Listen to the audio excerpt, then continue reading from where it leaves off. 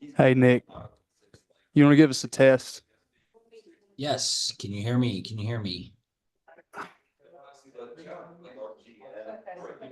Say that, try that again. Hello, can you hear me? Can you Yeah, hear me? I've got you. Yeah, I've got you through the speakers. It's everybody's talking in here, so I couldn't hear. Oh, okay. Sorry. Didn't know I if, think I think we should be good. okay.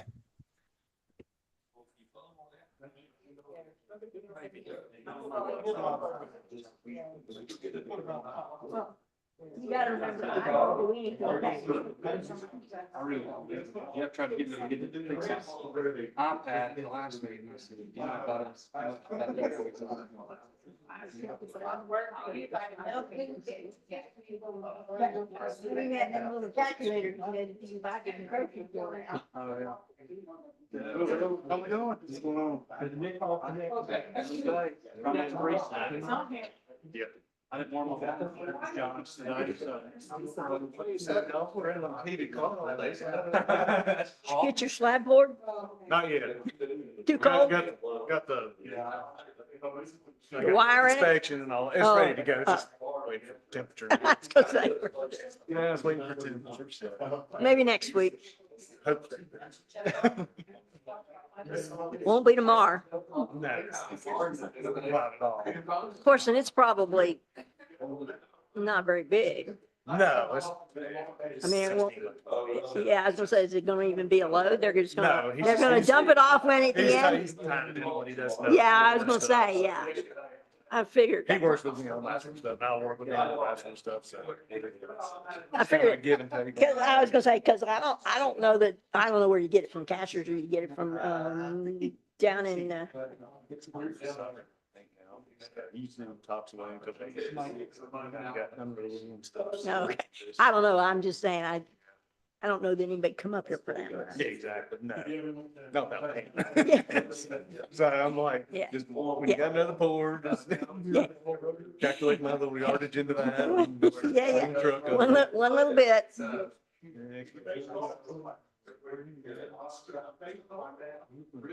Have you? got any place to get a marking?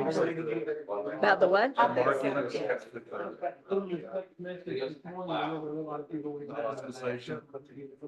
Oh, you mean the purple on the trees? No? Because I've gotten a few, because the purple marking like that is universal, no trespassing. Well, no hunting. The purple is no hunting. And no trespassing also. Oh, is it really? Yeah.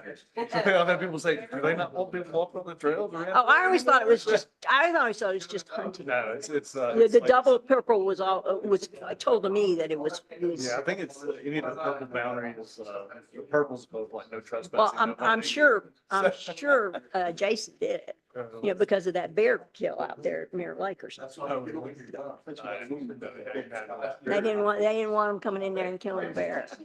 Well, there's a bear that lives right in that, like, Sixth and Lower Lake. Call to order the workshop meeting of the Highlands County Board of Commissioners for February the 20th, 2025. Our first item on the agenda will be to review and approve the agenda. We have any changes to the proposed agenda? You have- Second. All in favor, signify by raising your hand, saying aye. Thank you. All right. Mr. Mayor, can you hear me? Yes. you can. Thank you. Your microphone is not on, so I cannot hear you. I can hear Amy, but There you go. None of them were. Sorry. I did. I turned my own on. Can you hear us now? I can hear you now. Yes, thank you. Okay, I'm sorry. And we all need to speak into the mic so everybody can hear. All right, our next item would be to approve the January 16th workshop session meeting minutes. Do I have a motion to approve? Second. Second, all in favor, please indicate by raising your hand, signify by saying aye. Thank you. Our next item is we will have a Highlands Cashiers Hospital update. I've been working with Tom Neal and thought that this workshop session would be a good opportunity for him to come and let us know what's going on with the hospital and what new initiatives they have. So Tom, if you'll come forward and we'll be looking forward to your presentation. I'll wait for Gibby to get my slides up there. And let me move this over here so everybody can hear me okay. Kind of what I wanted to start with, and we'll wait for the slides to show up. There we go. If you can't advance it, but I guess if I give you a point, if you can go to slide 2. The first thing I really wanted to talk about was with Hurricane Helene. And, you know, I have to share, I've been here 5 years. I feel like each year we've had some kind of disaster. I do count COVID as a couple of years disaster because that was pretty significant. But Helene was really just a natural disaster that I think we all can appreciate was just maybe a once in a lifetime. I call it a storm of biblical proportions, but you know, this was just kind of an overlay of what we saw at the hospital. And I don't think this is anything anybody else didn't appreciate, but you know, when I got the call, I decided I would stay in the hospital just because I wasn't sure if I'd be able to make it in. And I only live a couple of miles from the hospital, and I was glad I did. You know, somewhere around 4 o'clock in the morning, we started to experience the high winds, the rain, lots of different issues that were going on with us. Passage to the hospital became a problem for us with trees coming down across our road. And again, I'm not sharing anything that didn't happen with anybody else. Our mission at that point was to keep the patients inside of the hospital safe, to keep the emergency department open, and to make sure that all of our staff were safe. And we ended up sheltering about 60 staff members throughout the duration of the storm. For about 5 days, we kept them in the hospital. If you go to the next slide. Kind of wanted to paint a story here with it as well. And the story I want to share, on the first slide, make sure I'm thinking the right thing, was the next point was the community response. And this was something I was just really pleased with. And I'm trying not to go back to COVID and the vaccine and everything else, but one of the things that was so impressive with that was the way this community came together. The same thing happened during Hurricane Helene. And one of the first things that we looked at was we had a lot of kids, or a lot of our staff that had kids that were going to be out of school, and they weren't going to be able to work. So I reached out to the Boys and Girls Club and I said, you know, hey, if we could find a way to augment your staff, would you be agreeable to letting our workers' kids be there? And they said, yeah, if you could find some staff members that would be our volunteers that would be willing to help, we would step forward. So we actually had children that were at the Boys and Girls Club. It was quite impressive. I did feel kind of bad during this that, you know, we couldn't open it up to others. That wasn't my call. But I thought that was a great thing. And I hope that's something we could look at in the future as well, because that's great to have the Boys and Girls Club. I know they're getting developed. And I think as they grow, that may be a resource for us. But for us, that was a big difference. You know, that memory serves, there were about 5 staff members that I would have lost. And we're not a huge hospital, so that would have really been a difference maker for us. The next thing that I really want to call out, let's still on this slide. Sorry, Gibby, I'll give you a point if you go back. Was when we got into the storm, we started to recognize that we were going to run out of gas. There wasn't gas. I had staff that literally said, if you could bring me a can of gas, I'll come to work. And I had staff that said, I'm afraid to go home because I couldn't get gas. So I put out a call for help, and community members came together. I actually had 3 different, you're seeing one band there, or actually 2, where you had community members up to actually come up with, you know, a couple 100 gallons of gas in 5-gallon cans. And they said, you know what? We're here to help. And they brought them forward. I told employees, they drove their cars around and they topped off employees. Well, they didn't top them off. They put 10 gallons of gas in the car. That was a donation from community members that care about the hospital. And to me, that was quite impressive. And it was actually at that point really desperately needed. The other one that's kind of in here, going to the next slide, was, you know, what happened with the HCA response? And, you know, I will tell you that having HCA during this event was really a difference maker, you know. And I'm going to tell a few points here. The first one is the food story. And I've been in leadership a long time. And one of the things I've learned is no matter how bad things are going, I don't tell the team a lot of what's going on. But we had a shipment of food scheduled for Friday, and that food did not come on Friday. Hurricane Helene came on Friday. And in fact, we didn't know we were going to get a food truck again, because as we kept looking at roads that were passable, you know, 64 got blocked out of Mills River. We had a truck trying to come up through Cleveland, South Carolina. It got blocked. You know, there was really just a situation where we weren't sure we could get food. We started sending some of our staff down to South Carolina to get food. We sent them to Bryson's to get food. We sent them different places. But I was down to about 3 days of food on hand at the hospital. So, you know, we were looking at by Sunday dinner, we were going to be out of food. So I'm not trying to say anything because we solved that problem. But what happened was, if you see that big helicopter in the middle, this was a heavy lift helicopter. HCA had staged these. We had several of them in the market.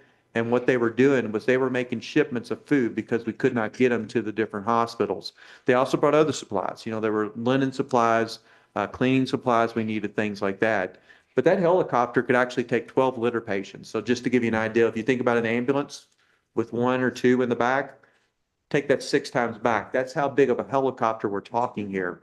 At one point, I reached out to Josh and said, Josh, they need like 200 foot to land this helicopter. And I said, can I use the ball field? He said, yeah, you can use the ball field. I think you could take the weight. Well, these guys, they are pros. These are the people that also pick up the what you call it, the astronauts when they land. They do a lot of recovery like that. So these guys are real pros. They said we can land it at the hospital. And it took up every bit of our helipad. But when that helicopter came, that was just really a breath of fresh air that we were like, we're going to be okay. And just to continue the staff as they were unloading food. If I'm not mistaken, one of your police officers there, Leo, she was also helping us because they were here to block off the road. There you go. So it was an all-town community effort to kind of help us out there. You want to go to the next slide there, Gibby? The other thing on the response was, we had the gas cans. HCA had pre-staged fuel trucks. They knew this was going to be a problem. And what you see there is a huge tanker truck. It had both diesel and it did have regular gas. They parked it on the back parking lot. They filled up all of our generators. Employees were bringing along their cars as they came in. We filled up the gas tanks. We did that for about a week and a half. And that was something we support our employees because we weren't sure even if they got to a gas station, they would take a credit card, the gas station would be out. And we just don't want them to have one more worry. Some of these employees, again, have been there for 5 days. So we really wanted to support them. That truck actually sat there, and when it left, it was going down to Florida. Because I think you know what happened after Hurricane Helene was Hurricane Milton. And HCA also had a hospital in the wake there. The other thing that was real impressive was the mini marts. And HCA has been through many disasters, and they have what they call playbooks. And one of those playbooks is for disasters like this. I didn't even have to ask. They said, Tom, we're going to send you a shipment of supplies and food that your employees are going to need. It's called a mini mart. We took our cafeteria. You could basically see what we did. We started setting up tables. We started putting water, food, cleaning supplies for their homes, extension cords, free to employees. They came in, they got what they needed, they took it home. This was something HCA provided to us. So, again, it just emphasizes, I think, HCA supported the hospital, but we were also very interested in the colleagues. The other thing within this is HCA had what's called a Hope Fund. HCA gave out over $100,000 to employees that had needs for their homes, cars, lost groceries, et cetera. They just had to make an application and they gave a donation. This is a fund that is generated from both donations from employees. So I make a contribution every paycheck where I give to it. Most of our employees do the same. It's across the company, across the country. So when we have this need, we can give back. HCA matches those funds dollar for dollar. So it's an impressive thing. The other thing was just the donations HCA made to Western North Carolina, close to $100 million that was pushed back into the community through many different agencies. Next slide. I put this in, it's kind of a fun slide, but the one thing I had to share, when we thought about what we needed, we said we might want to get another dumpster because I didn't want to be dealing with trash. They sent an open top dumpster. I did learn that those little steps on the side, that is so bears can get in and out of dumpsters easily. I didn't know that's what they were for, but apparently that's what they're there for. Is that really one? Is that the truth? Oh, Or is that for dumpster divers? right. His tongue is in his cheek. I'm not sure, but hey, it worked, right? The bears seem to appreciate having those steps there. So that's again fun, but we ate well. We also bonded as a team.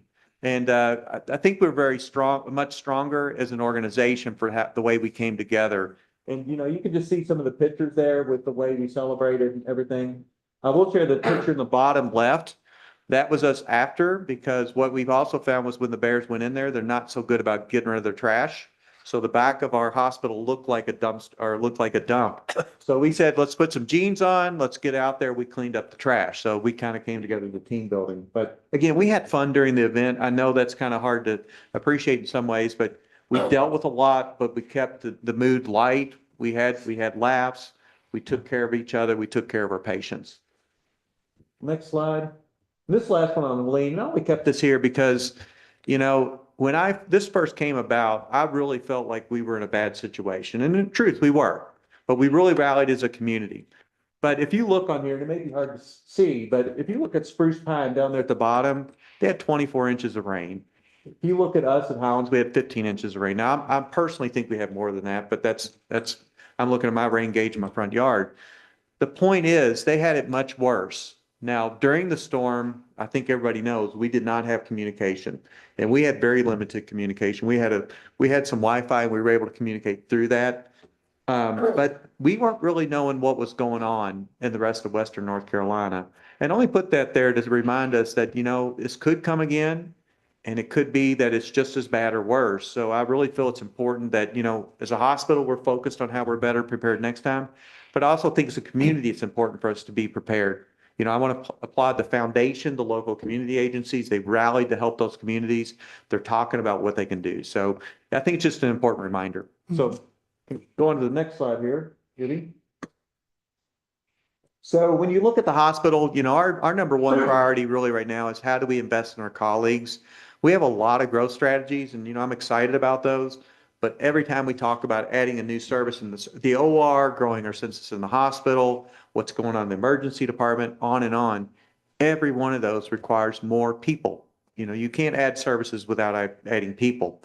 And we are already, at a deficit for healthcare workers in our community. And it's a national thing. It's just more difficult in a community like, Highlands, because it's expensive to live here. And our employees come from Franklin or every time the gas prices go up, you have to think about that. So we're investing in our colleagues. One of the things that I'm most proud about is our Grow Your Own CNA program.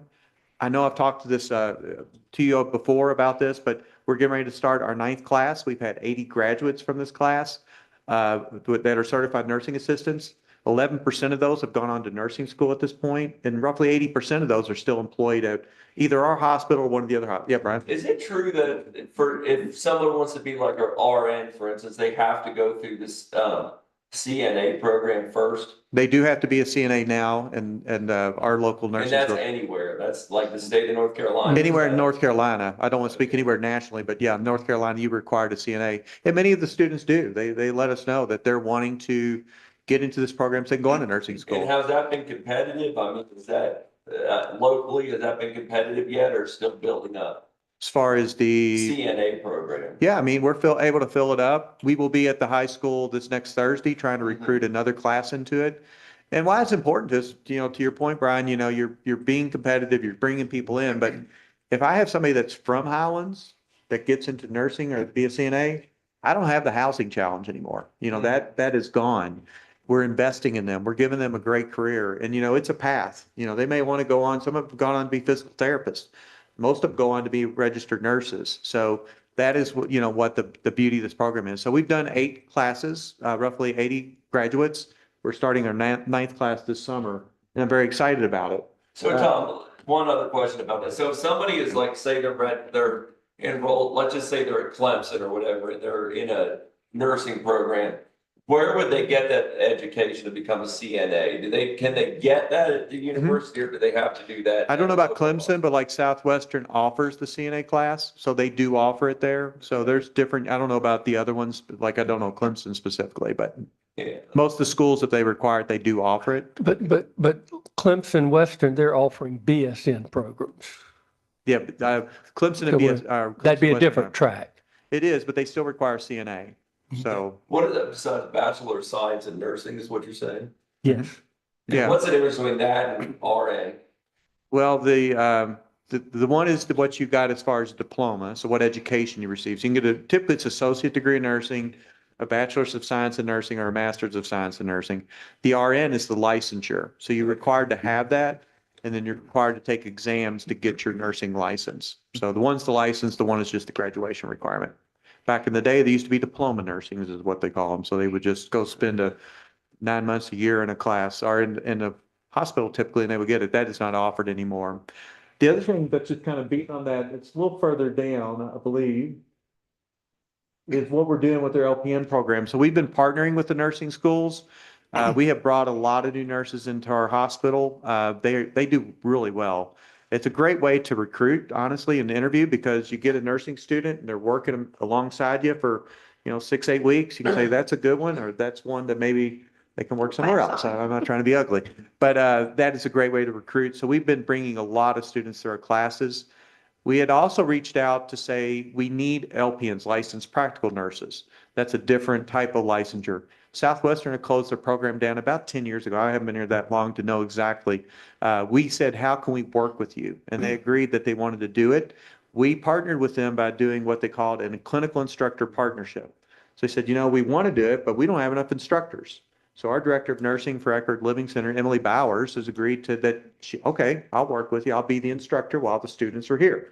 So that's a form of partnership with the schools. When you say we, are you talking about Highlands Cashers Hospital? Yes, or are you Highlands talking Capital about Hospital. HCA. And HCA is also, But But HCA is given a lot of money to subsidize, Franklin and all the rest of them are or what? part of HCA. They are. And they all have students. It's something we're I very, just didn't know whether it was it was you specifically or the HCA in general in Western North Carolina. it is HCA all. I was speaking more specifically about Highlands Cashers. I thought that would be the interest, but yeah. That's what I'm saying. Yeah. You're But we're doing more than we're the very rest much of them. leaning in because this is our future. We've got to invest in the next generation of nurses, whether it's RNs, LPNs, whatever the case may be. Healthcare workforce housing, this is not a topic I'm bringing for any discussion. I am just bringing it forward as to say, this is something the hospital is still looking at. There's a separate nonprofit that is working with the developer.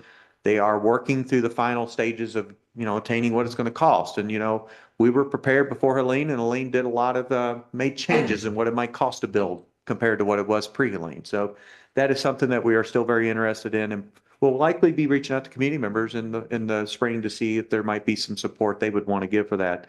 But that would be a difference maker. What you're looking at is a housing development that is going to start at 60 units and could go up to 80 units. The hospital would provide the land that would be available for that housing, and we would be very interested in how we could support that. But that would be available for all healthcare workers. That was our one restriction we put on it. I don't want it to be housing for country clubs or anything else, and I don't mean to be critical. I know there's a need there, but if we're going to give the land, we really did want to support healthcare on the plateau. Galen College of Nursing, that is something that has just been going on for a couple of years. HCA rolled that out, new nursing program in Nashville. They're getting ready to start the third cohort. It does offer a variety of nursing programs, bachelor's nursing or master's of nursing. So that is something that we're proud to offer. Mayheck, that is where our doctors are coming from. We have reached out to Mayheck and we said we would like to have residents in Highlands. We feel that bringing a doctor in that doesn't have an experience in rural healthcare is probably not a good thing. It's very different practicing in a community like Highlands versus in Nashville. So they did start residency. Blue Ridge has residents that rotate through there. Dr. Wheeler has residents that have started rotating through her clinic. Our hope is that one of them would say, you know what, I love this community. I love practicing like this. And there's the next doctor that might be practicing in the future. Boys Mostly- and Girls Club, this was just a great opportunity when Carmen reached out to me and said, I would like to see about bringing the Boys and Girls Club here. And I know there's a lot of interest from many people in this room. They said, would you offer some space?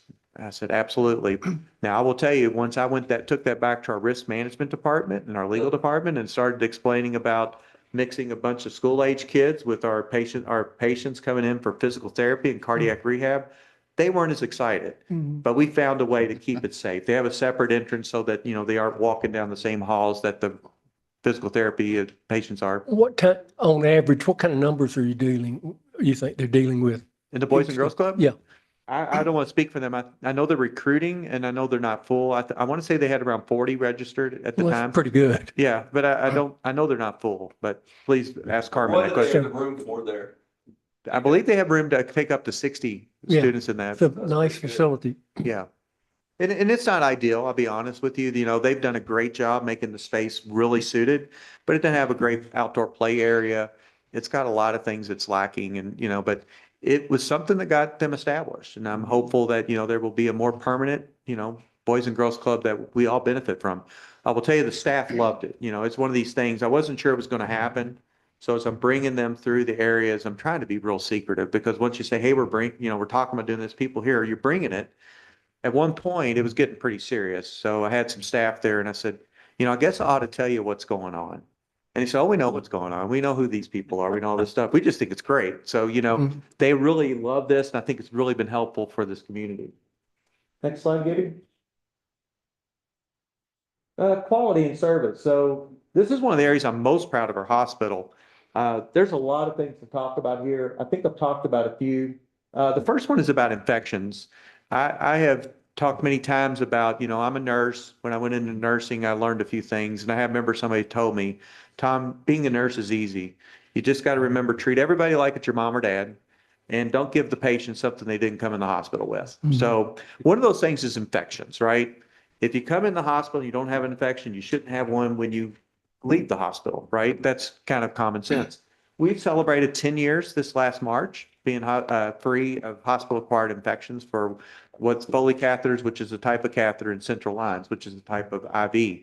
So that's something we're very proud of. I do not know another hospital that can make that boast.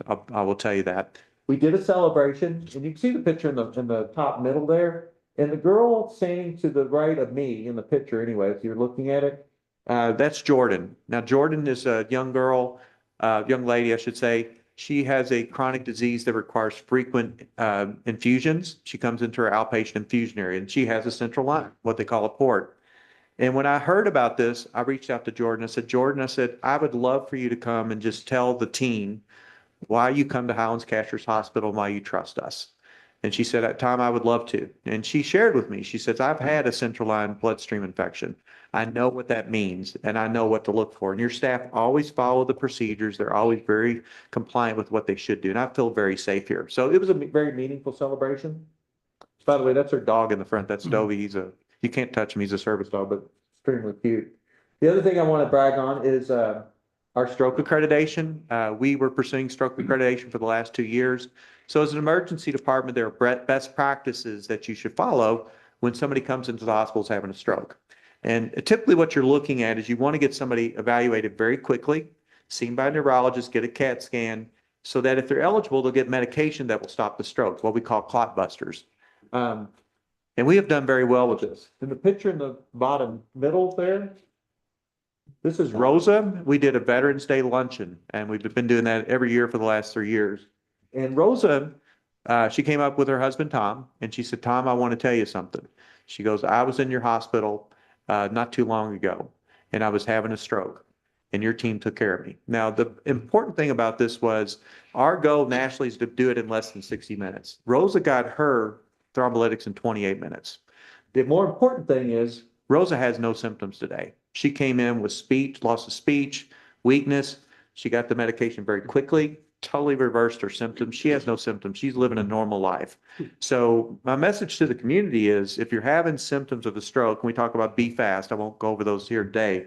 Be happy to share it later, but call 911, get to the hospital. We can save your life.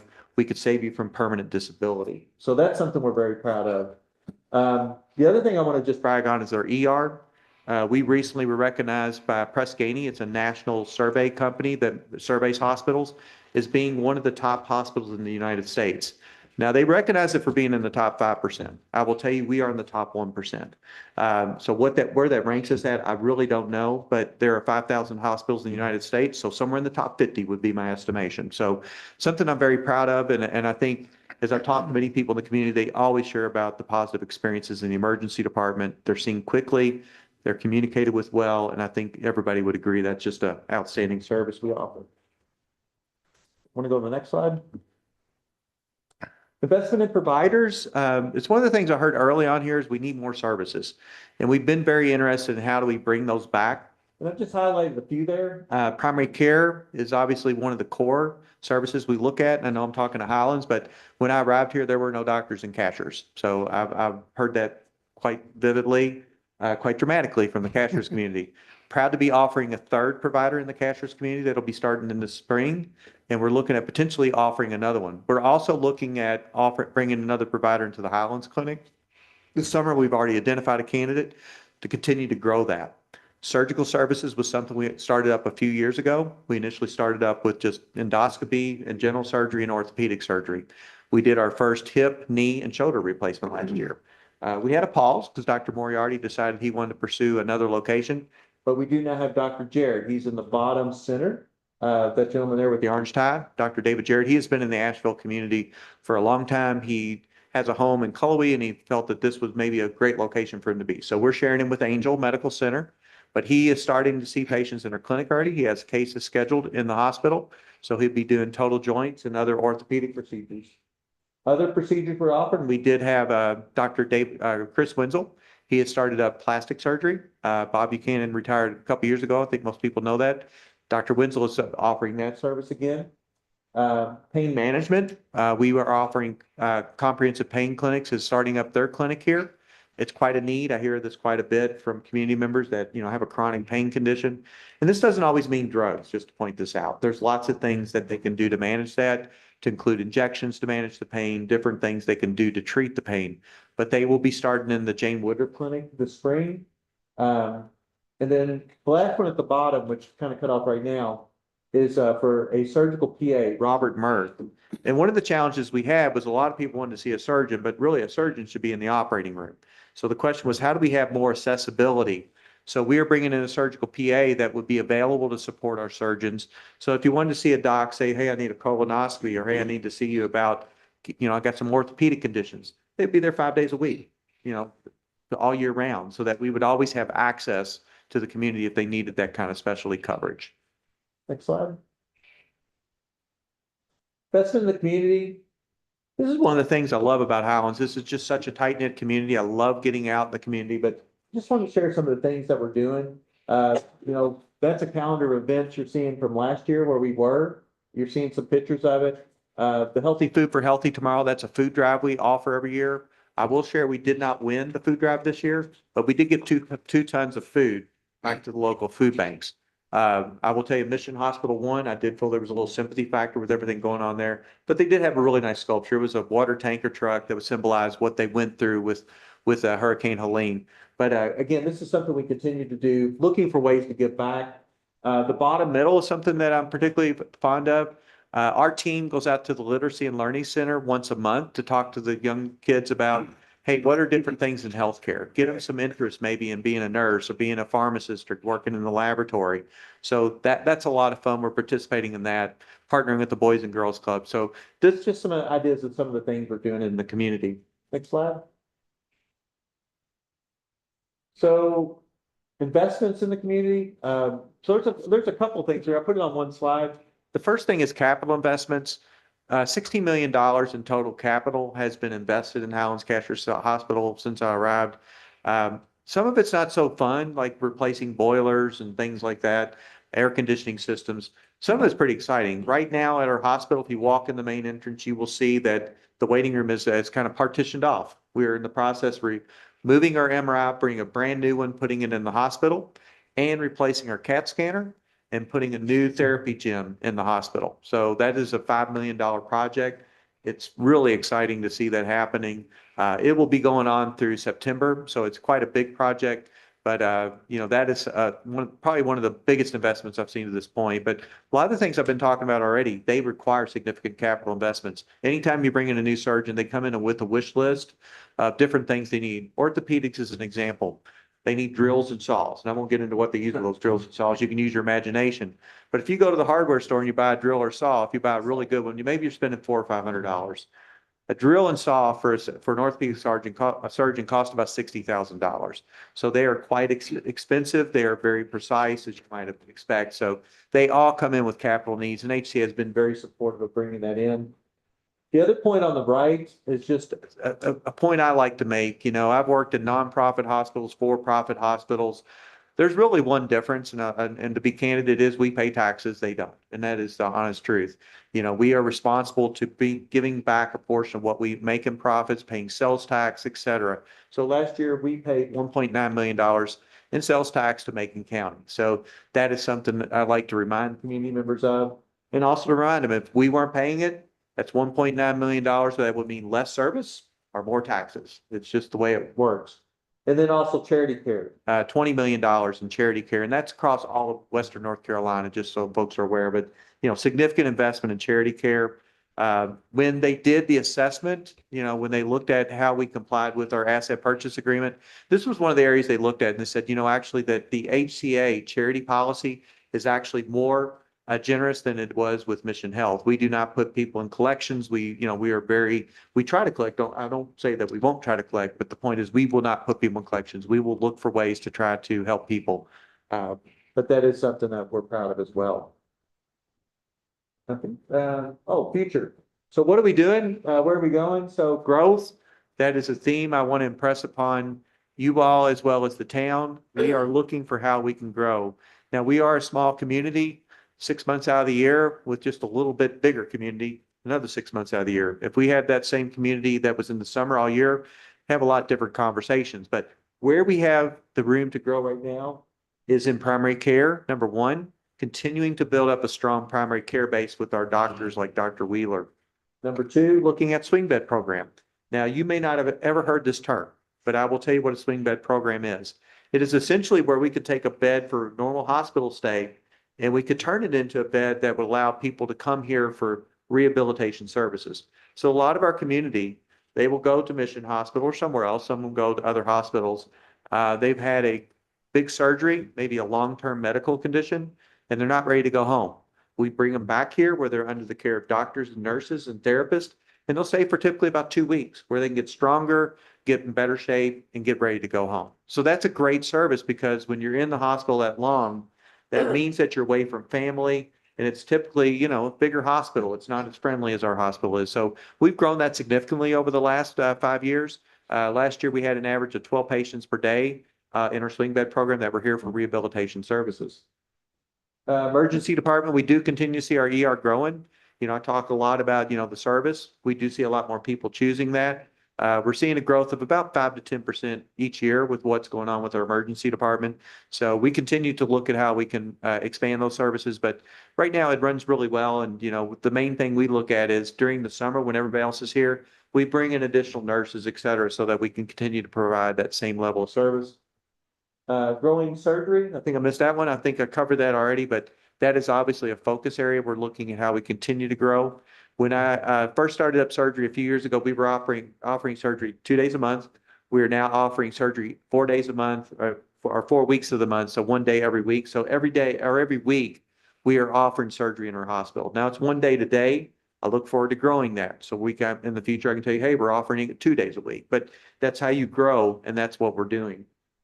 And then labor management, that is, again, I think you heard this earlier, but how do we recruit more staff to support these added services? And what are housing solutions for us? How can we do it? So I think that's everything I had. I'll stop there because I think I've probably taken my time, see if there's any questions. Yeah, Tom, I wanted to go back to the Hurricane Helene. If you recall, you had a kind of a luncheon meeting of I did. public officials in the fall. And, Warren Cave was there and everything.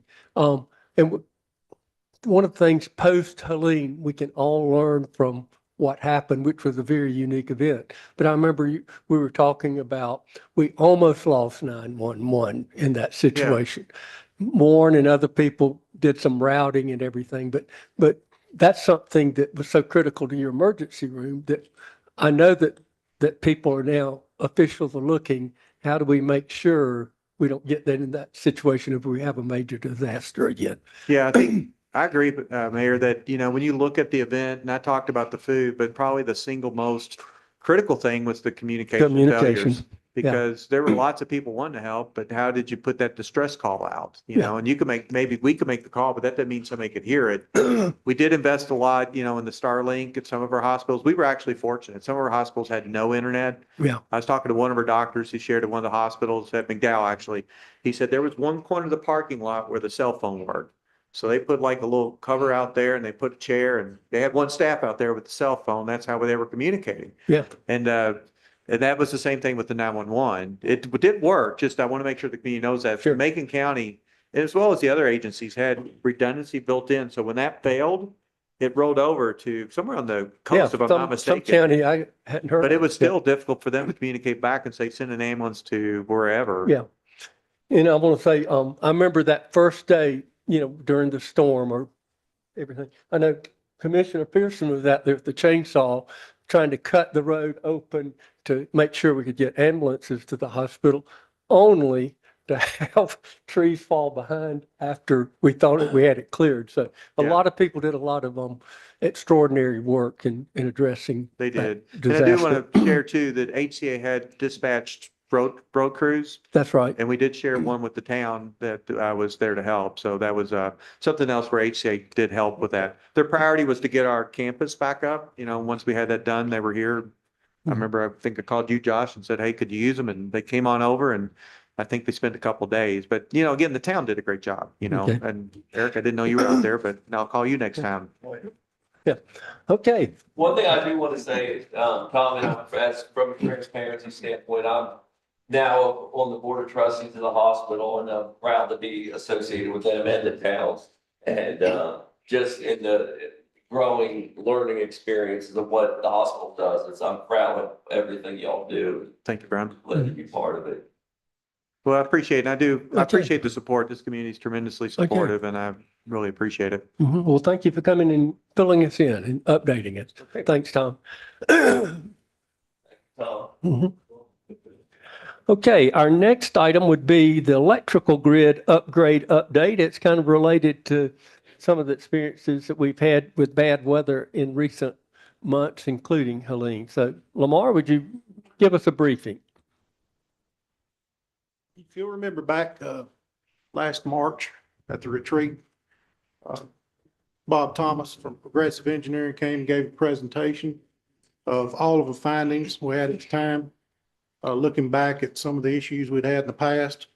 And he dove into our electrical system, run a lot of scenarios, load testing, so forth.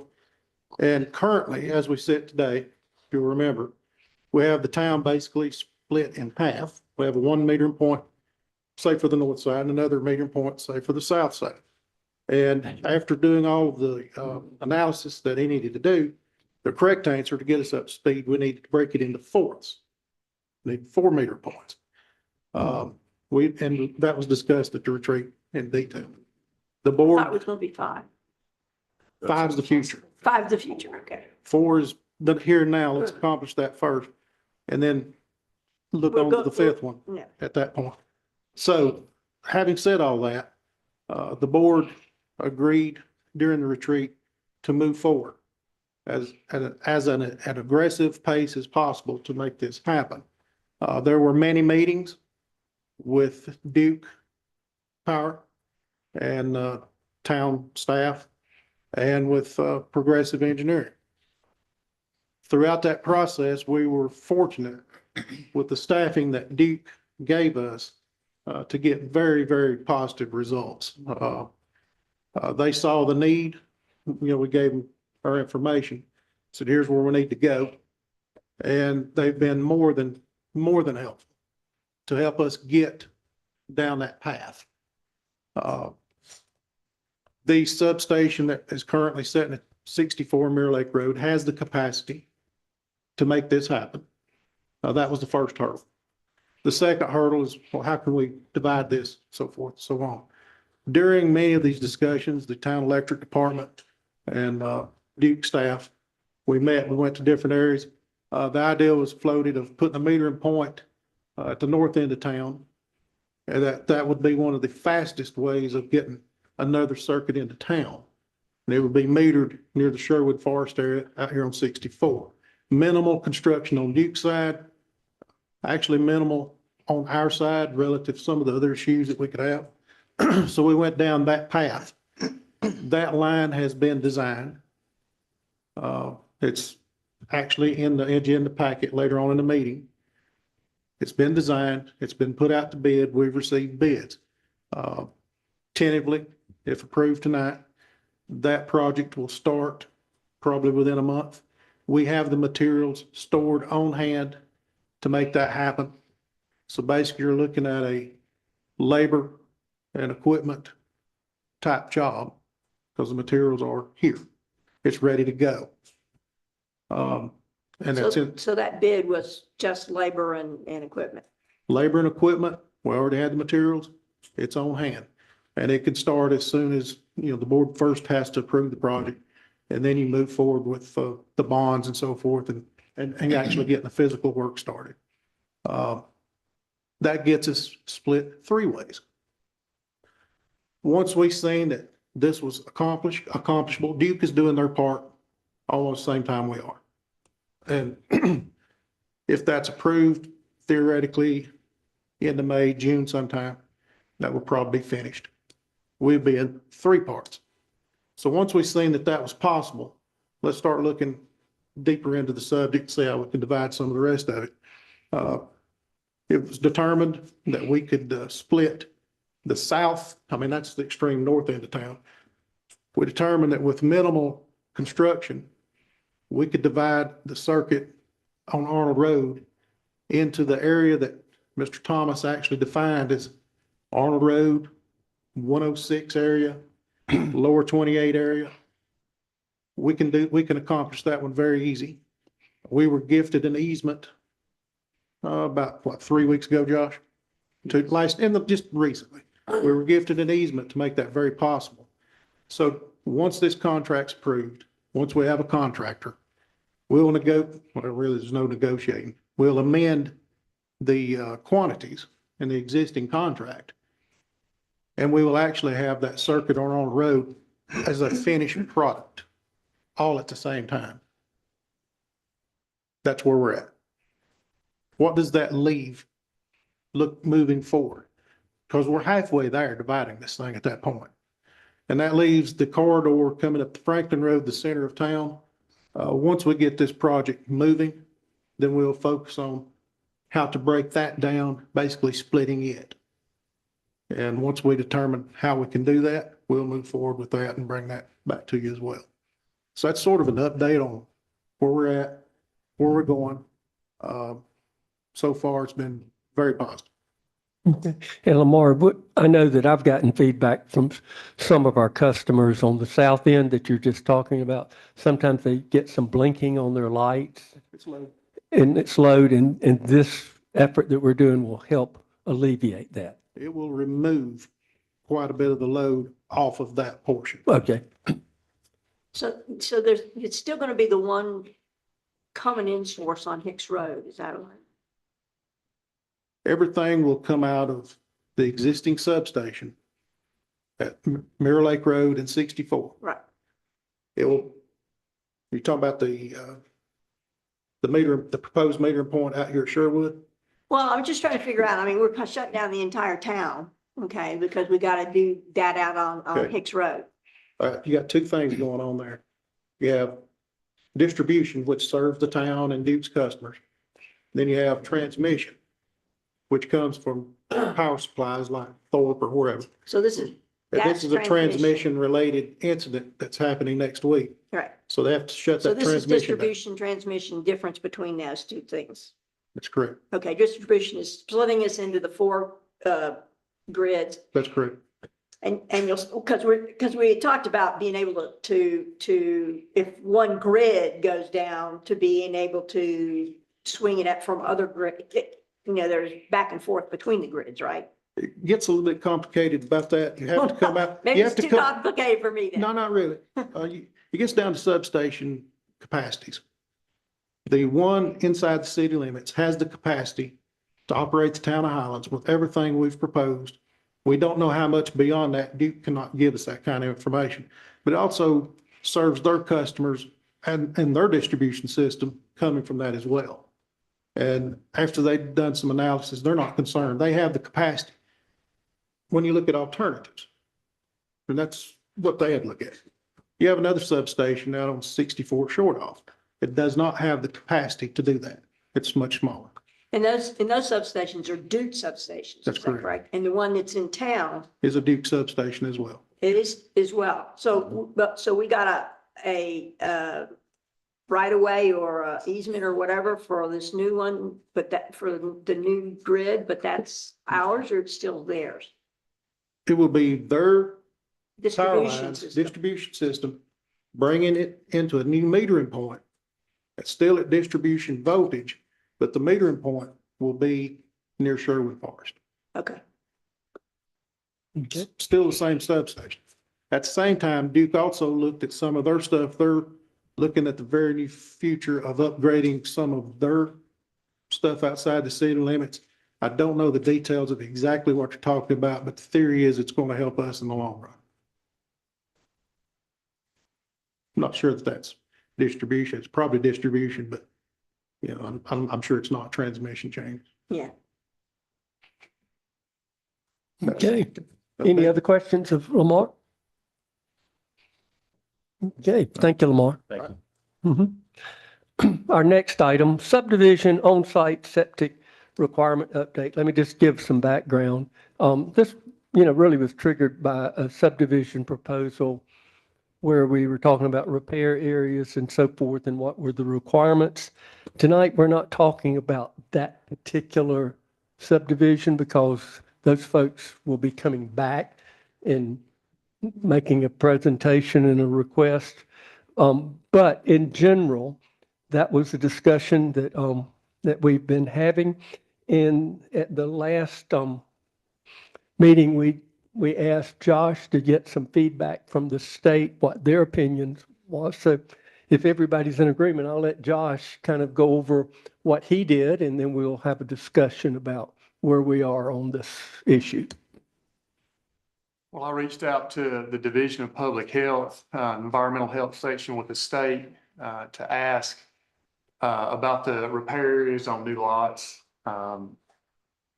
Talked to a gentleman named Wilson Mize on the phone. He went back to his superiors and came back and said that the subdivision in question that brought up the discussion, the home that was left, that was built prior to 1983 when the standards for repair areas were in place, that would be considered a new lot. So he said that in that case,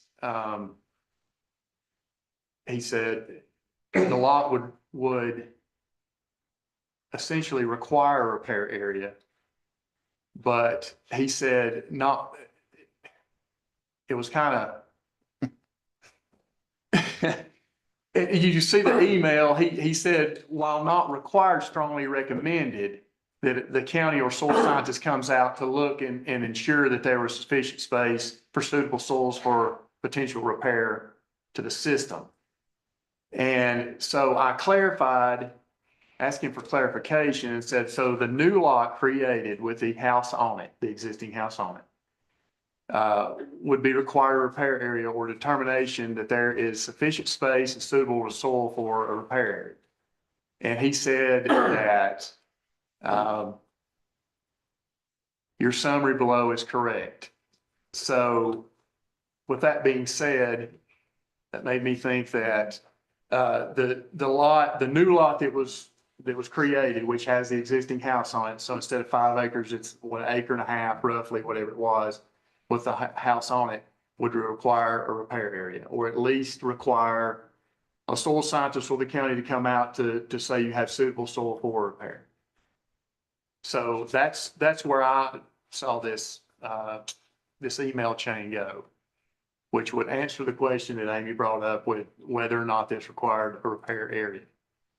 So there was still a question about his comment here in the emails where it said while not required. So I think Commissioner Weller reached out as well and asked, and I will let him state what he heard from Mr. Mize. Yeah, we went back and forth in emails and then finally spoke with him.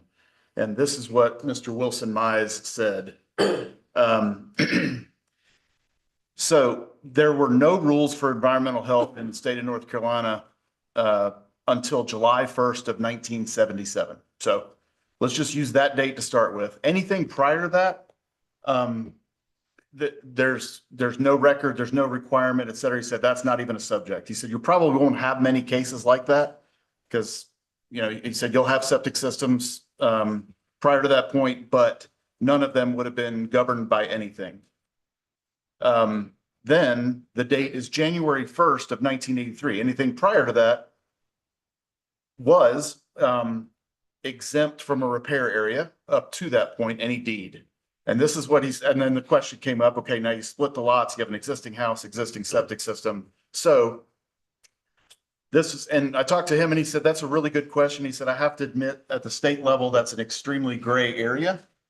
And he wishes, and it makes sense, that the state health department or the environmental health would actually take a stance on it and send a memo of understanding to all of the jurisdictions, but they have not and are not really willing to do it at this point. So he said, let me talk to legal counsel, and he actually got with the state attorney general's office to get their interpretation. And this is what he said. I spoke to our legal counsel at the AG's office, and in summary, the exemption of 15A, NCAC 18E, et cetera, applies only to lots or tracts of lands prescribed or described in a recorded deed or plat before January 1st, 1983. If a currently exempt lot is divided, as we've discussed, they do lose their exemption. So you were correct in that assumption. However, there is no mechanism within our current rules 18E to address a subdivided lot that leaves an existing home without a repair area, since there would be no permit violation and there is no application process to make that happen. While subdividing without maintaining space for repair area is risky and could devalue the property, or as we discussed, which he and I discussed, leave the property owner with no other option but to pump and haul, nothing in the rule prevents it or requires an approval. No, and I never said that there was. No, I know, but What I said was it's not exempt, and because it's not exempt, we can put it in our subdivision rules that they have to have, because we actually have it in our rules. we have, They can't do it, but we can do it because we are granted the authority to make subdivisions and subdivision rules that you have to follow by the state law, by 160D Article 8 or whatever it is. right. So what, and that allows us to have, that wants us to have, it says that we need to have the environmental health people talk to us about it. It doesn't require it, but it does say 160D 803 or whatever it is, says that we can make rules and we can't deny people a subdivision unless it's explicitly, if it's laid out in there. So if we made a rule that they have to have it, just because the state doesn't, what it was they're not exempt anymore. Correct. Okay, Yes. if they're not exempt, then we can make a rule that says, we would like you to have we would like to see it. And we actually have it in our ordinance in the under 411, whatever the infrastructure one is, it says each lot. And it doesn't have to be necessarily a repair area. They have to have enough space, because you could put in an LPP system, which takes less space, but it also is more expensive to put in. And I know we keep going around on this, but I read that there is no mechanism within the state rules to allow that, to require that. That's, he said, Right. since they're For not in. them, but we can require it as a, right, Okay. as a local jurisdiction, we have the Okay. authority Be to strict. acquire. Well, if you read 160D 80 whatever, it doesn't say anything about site plans, natural features, any of that kind of stuff, which we require right now to have on the plat when we do a subdivision. So what we need to do is work with our own county, who would be the jurisdiction over that. Just approval. ask them to do both sides. Yeah, Yeah. but they're gonna have to come up with a different application for that, because that doesn't exist. I mean, to come out and examine it for a repair area. I mean, you're gonna, I'm just asking the question. I don't know if there's not a mechanism in place they're not in violation, so that we don't have to. Well, we've already asked them and they've come out and done it On the new piece of property. on the original, on the one that has the house on it. They did a repair area on the other Yes. lot? That company did? Yes, I haven't heard of them doing it. That's the reason we hadn't brought it back. I saw- Because they haven't done it. no, they couldn't find the original drain field, but they went and told you where the repair area could go in. That's what you told Okay. me. Yeah, I mean, but They they came haven't and had looked. somebody come out and locate that repair. Well, and I'll be honest with you, if we want to write something up and require that for the once every 10 years, that might happen, because it really doesn't happen very often, then we should go ahead and do it. If we have legal standing to do that, to require that and make them go to the county and get that document, then Yeah, that was my whole point is. I understand. We I'm have just- the ability to do it as long as they are not exempt. Right. But they don't, what I said was when you do a subdivision, that is a new, Now- and that's what he says, is that is a new Yes. lot, new plat. So that eliminates their exemption, so now we can require it. Yeah. And what I will also tell you, he said probably 60% of counties don't interpret it that way and they don't enforce it that way. I'm just telling you, that's the But county. is it- That is how our county, and I'm just saying, if we want to do it, require it, put it in there, let's do It's it. already in there. Well, But it it is and protects it the isn't. homeowner too, I Well, would think. well, protects I'll be you. honest with you, regulating to save people from themselves gets into a sticky situation where you can't save each other from doing Yeah, dumb but things. we Well, with are, a septic tank, you sort of. Well, can. It's a best practice. okay, then let's have the staff write something up and well, let's this do it. is, Well, I this think is we've what it already got it in there. I just says, think we it's need to make it- 411.4, and it says under water and sewer, which is B, number 2, where public water or public sewer is not available for each lot in subdivision and the individual systems will be used, a letter of approval from the Macon County and or Jackson County Health Department shall be submitted with the preliminary plat indicating that each lot has adequate area, land area and soil conditions to accommodate the proposed method of water supply and sewage disposal. So if you want, and if they say, I can't do it on this size lot, and they say, well, can I put an LPP in there? And they say, yeah, you can put an LPP in there, that satisfies us. Okay. I think we already have it on our books. I think we need to communicate with the county that we require that, and they're just gonna have to. Well, We'll that's have- just Michael telling him he needs to do both lots. Well, I'm telling the proposed person To subdividing. tell him the environmental. And if we want to enforce it that way, we health can. engineer comes out and does it, yeah. If we want to enforce it that way, Okay. then, I mean, this may never come up again while any of us are around, but, Well, it's come up twice for me okay, well, okay, in 30 years. in 30 years. We're getting close to the end of the workshop. Okay. And there's more of them out there. That have gone. We'll have the staff, There's 2 or 3 of them. research with the county Yeah, talk and come back with this. Okay. Josh, All that. you got that? Okay, all right. Okay, we're at the end of this, Can I bring up one quick thing, and it's unrelated to this, just I want to see about next work session, and everybody can start doing their homework on the UDO. One subject I've been talking about with staff and just mention it to you all, I'd like to see on the next work session is in B1, we have a 1.4 to 1 ratio. Most of the properties on Main Street are already over the 70%. So the 1.4 means if you put a second story in a building, you can only do partial. And the partial remaining, you can't even have as a terrace or anything.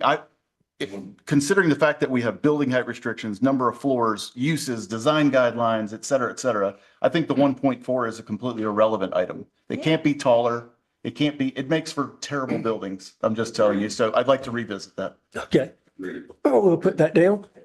Sure will. That doesn't even make sense. I know. Okay, all right.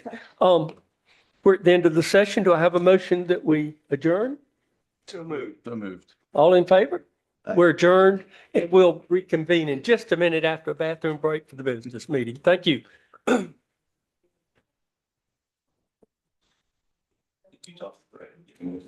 Right. Be the devil's advocate.